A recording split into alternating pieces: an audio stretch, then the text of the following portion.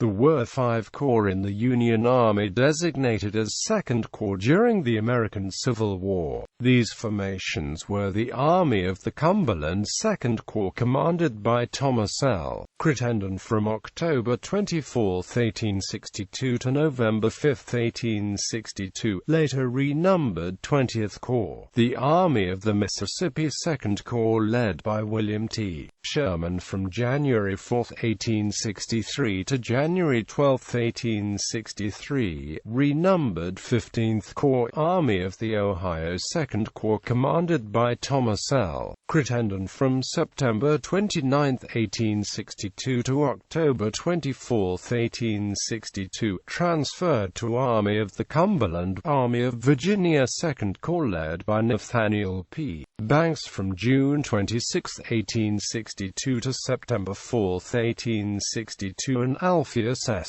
Williams from September 4, 1862 to September 12, 1862, renumbered 12th Corps, and the Army of the Potomac II Corps from March 13, 1862 to June 28, 1865. Of these 5, the one most widely known was the Army of the Potomac formation, the subject of this article.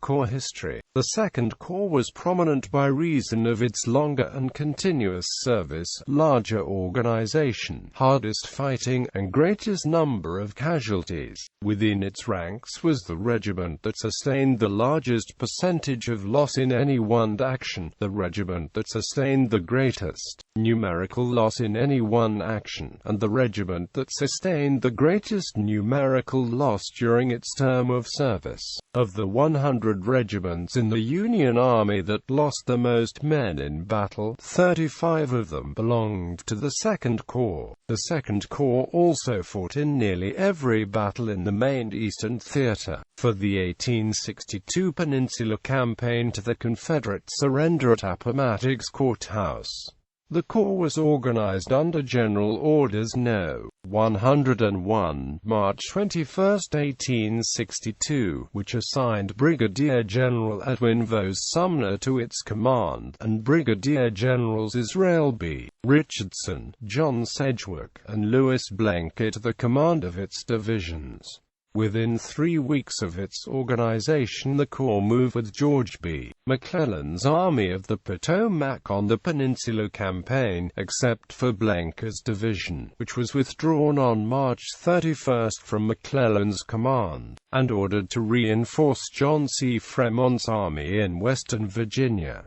Blenker's division never rejoined the Corps. The remaining 2 divisions numbered 21,500 men, of whom 18,000 were present for duty. The first general engagement of the Corps occurred at the Battle of Seven Pines, where Sumner's prompt and soldierly action brought the Corps on the field in time to retrieve a serious disaster and change a rout into a victory. The casualties of the 2 divisions in that battle amounted to 196 killed, 899 wounded, and 90 missing. In the 7 days' battles, the Corps lost 201 killed, 1,195 wounded, and 1,024 missing. Upon the withdrawal of the army from before Richmond, the Second Corps moved to the support of Major General John Pope's Army of Virginia at Second Bull Run, arriving on that field in time to go into position at the Battle of Chantilly, but was not engaged. The Corps then marched on the Maryland Campaign, during which Brigadier General William H. French's 3rd Division was added on the 10th of September 1862. At the Battle of Antietam, the Corps was prominently engaged, its casualties amounting to more than double that of any other corps on the field. Out of 15,000 effectives, it lost 883 killed, 3,859 wounded, and 396 missing, total 5,138. Nearly one-half of these casualties occurred in Sedgwick's 2nd Division, in its bloody and ill-planned advance on the Dunkerchurch, an affair that was under Sumner's personal direction. This included units like the 34th New York Volunteer Infantry Regiment on the left flank, the division's 1st Brigade, as well as the 1st Minnesota Volunteer Infantry of later Gettysburg fame. The Irish Brigade of Richardson's 1st Division also sustained a terrible loss in its fight at the Bloody Lane, but, at the same time, inflicted a greater one on the enemy. This allowed Colonel Francis C. Barlow to lead the 61st and 64th New York Volunteer Infantry Regiments to break through the Confederate line. Richardson was killed in this battle, and Sedgwick received 3 wounds.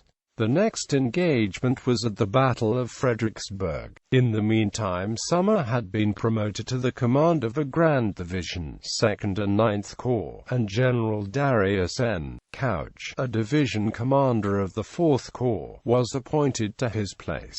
Brigadier General Winfield S. Hancock succeeded to the command of Richardson's 1st Division, and Brigadier General Oliver O. Howard took Sedgwick's place, the latter being absent on account of wounds. The loss of the corps at Fredericksburg exceeded that of any other in that battle, amounting to 412 killed, 3,214 wounded, and 488 missing, one-half of which fell on Hancock's division in the unsuccessful assault on Marye's Heights. The percentage of loss in Hancock's division was large, Caldwell's brigade losing 46% killed and wounded. After Fredericksburg, the Grand Divisions were discontinued and, Sumner retiring on account of age and physical disabilities, Couch remained in command. Couch led the corps at the Battle of Chancellorsville, with Hancock, John Gibbon, and French as his division commanders. Sedgwick had been promoted to the command of the 6th Corps, and Howard, who had commanded Sedgwick's division at Fredericksburg, was promoted to the command of the 11th Corps. At Chancellorsville, the principal part of the 2 corps fighting fell on Hancock's division, its skirmish line, under Colonel Nelson A. Miles, distinguishing itself by a successful resistance to a strong attack of the enemy, making one of the most interesting episodes in the history of that battle. During the fighting at Chancellorsville, Gibbon's 2nd Division remained at Fredericksburg, where it supported Sedgwick's operations, but with slight loss.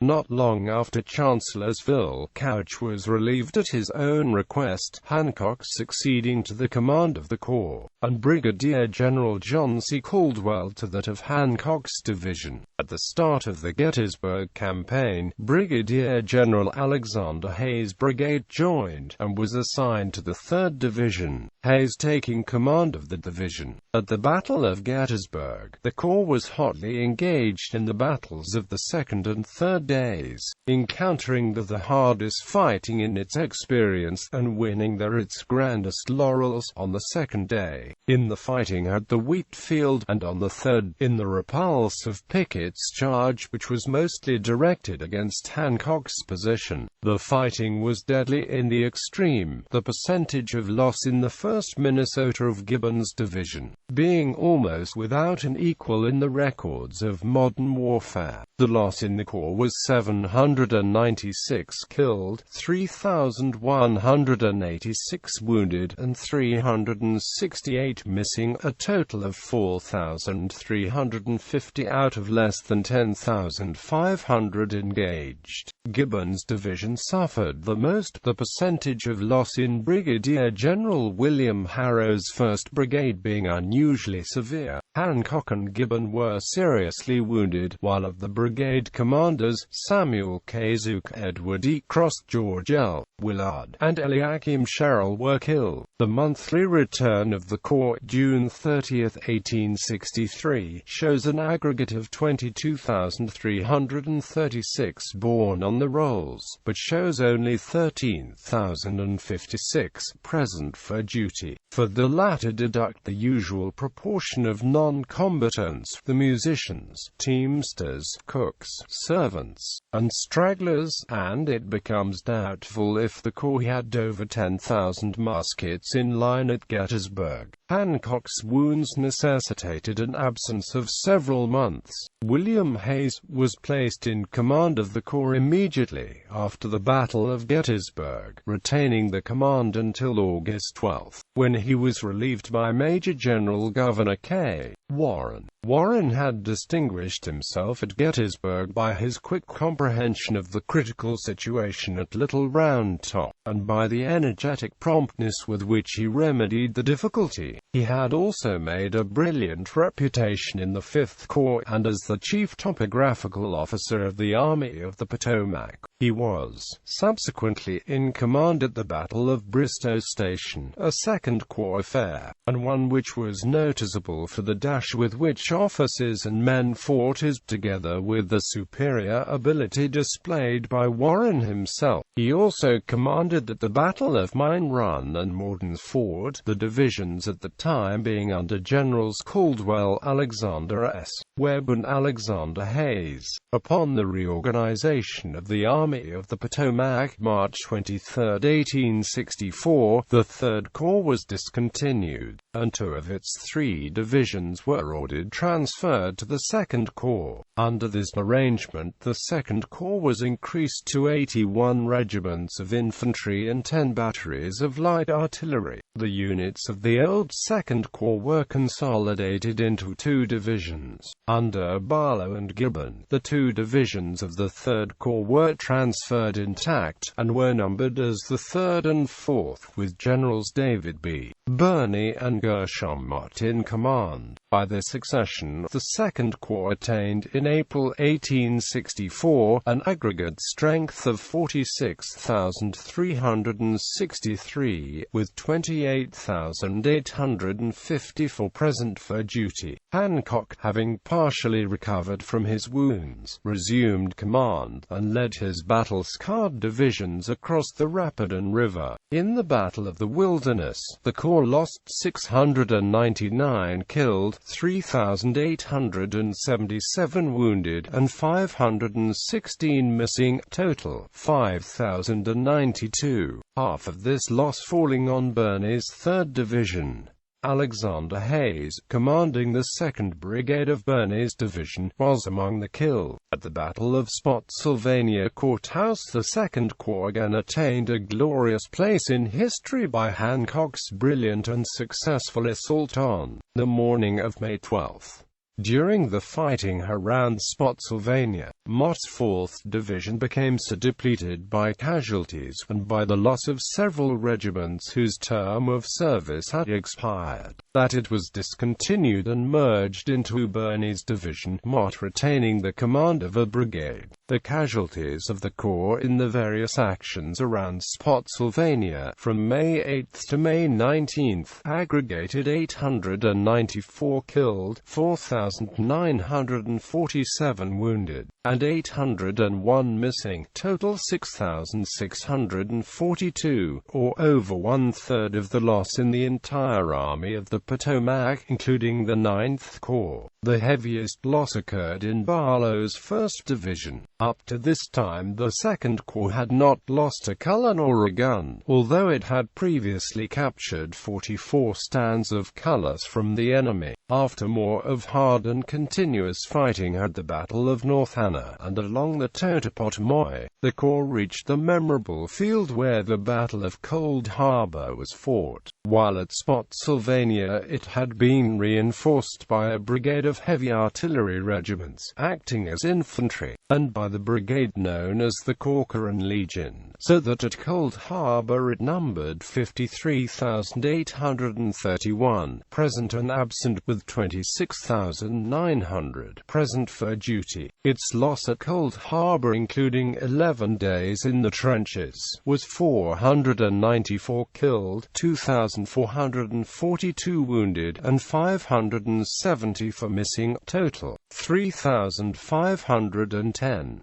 Birney's division was but slightly engaged in the assaults on the Petersburg entrenchments June 16 – June 18. The Corps is again credited with the largest casualty list. In one of these attacks, the 1st Maine Heavy Artillery sustained the greatest loss of any regimental organization in any one action during the war. At this time the Corps contained 85 regiments. Its effective strength, however, was less than at a previous date. The Corps recrossed the James River and fought at Deep Bottom, July 26, and again on August 14. Then, having returned to the lines around Petersburg, Barlow's and Birney's divisions were engaged at the Second Battle of Reams Station on August 25, in which it lost a large number of men captured. At the Battle of Boydton Plank Road, October 27, 1864, the division commanders were Generals Thomas W. Egan and Mott, the 1st Division being retained in the trenches.